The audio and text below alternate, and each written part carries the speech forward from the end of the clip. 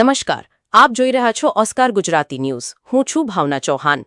ખેડા જિલ્લાના કપડવંજમાં ફટાકડા ફેક્ટરીમાં થયેલા ભયાનક બ્લાસ્ટને અનેક દિવસો વીતી ગયા છે, પરંતુ આ ઘટનાની અસર આજે પણ સ્થાનિક લોકોના જીવનમાં સ્પષ્ટ જોવા મળી રહી છે।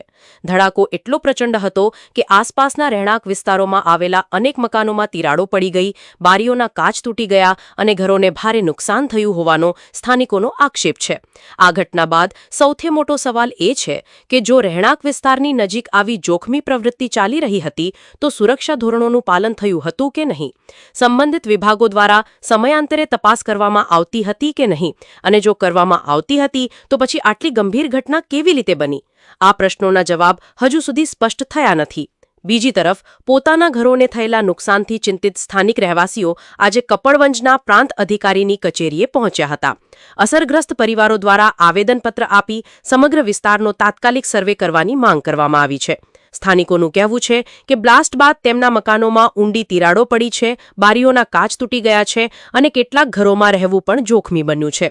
તેમ છતાં હજુ સુધી યોગ્ય રીતે નુકસાનનું મૂલ્યાંકન કરીને વળતર જાહેર કરવામાં આવ્યું નથી, જેના કારણે લોકોમાં ભારે અસંતોષ જોવા મળી રહ્યો છે।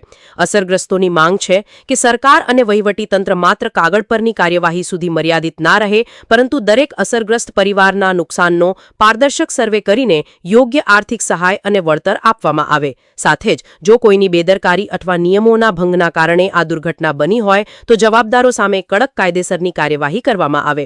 સ્થાનિક લોકોનું કહેવું છે કે આજે તેમના ઘરોમાં પડેલી તિરાડો માત્ર દિવાલોમાં નથી, પરંતુ વહીવટી તંત્રની સુરક્ષા વ્યવસ્થાઓ પર લોકોના વિશ્વાસમાં પણ પડી છે। હવે લોકો રાહ જોઈ રહ્યા છે કે તેમની રજૂઆત બાદ તંત્ર કેટલા ઝડપથી અને કેટલા અસરકારક રીતે કાર્યવાહી કરે છે। આ સમગ્ર મામલે હવે સૌની નજર વહીવટી તંત્રની આગામી કાર્યવાહી પર છે। શું અસરગ્રસ્ત પરિવારોને સમયસર ન્યાય અને યોગ્ય વળતર મળશે? શું જવાબદારો સામે કડક કાર્યવાહી થશે કે પછી આ મામલો પણ માત્ર તપાસ અને ફાઇલોમાં જ સીમિત રહી જશે? આવા અનેક પ્રશ્નો વચ્ચે કપડવંજના લોકો આજે ન્યાયની અપેક્ષા રાખીને બેઠા છે। Reporter Jugnu Kapadvanj, Oscar Gujarati news, Kapadvanj, Kheda. મારું નામ વિનોદસિંહ સોલંકી છે।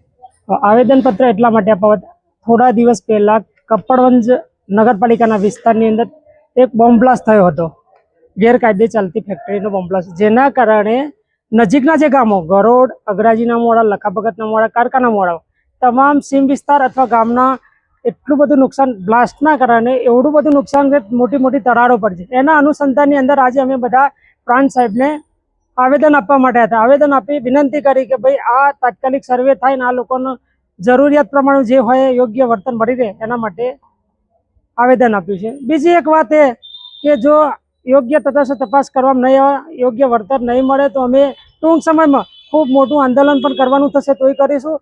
એનાથી વિશેષ ઉપવાસ પર ઉતરવાનું થશે તો પણ ઉતરીશું, કારણ કે એટલો બધો ગભરામણનો માહોલ ગામમાં થયો હતું, નાના છોકરાઓ ઘરમાંથી નીકળતા નહીં એવી પરિસ્થિતિ થઈ ગઈ છે। એટલે અમારી વિનંતી એટલી છે કે તાત્કાલિક યોગ્ય વળતર મળી રહે, આવી વિનંતી।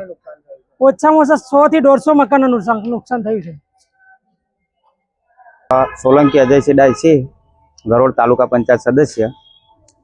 મારા વિસ્તારની અંદર જે નગરપાલિકા અને ગરોડની સીમ વચ્ચે જે સરહદ આવેલી હતી તેમાં ફટાકડાની ગેરકાયદેસર ફેક્ટરી ચાલતી હતી, તેમાં બ્લાસ્ટ થવાથી ગરોડ પંચાયત, અગરાજી પંચાયત અને રમોશ્રી પંચાયત, આ 3-4 પંચાયતોમાં બહુ ભારે નુકસાન થયેલું છે। મકાનોના દિવાલો ફાટી ગયેલી છે, એક બારી બાયણાને બધું તૂટી ગયેલું છે। તો એનો સર્વે કરવામાં આવે, એના માટે યોગ્ય વળતર આપવામાં આવે એવી અમારી રજૂઆત છે।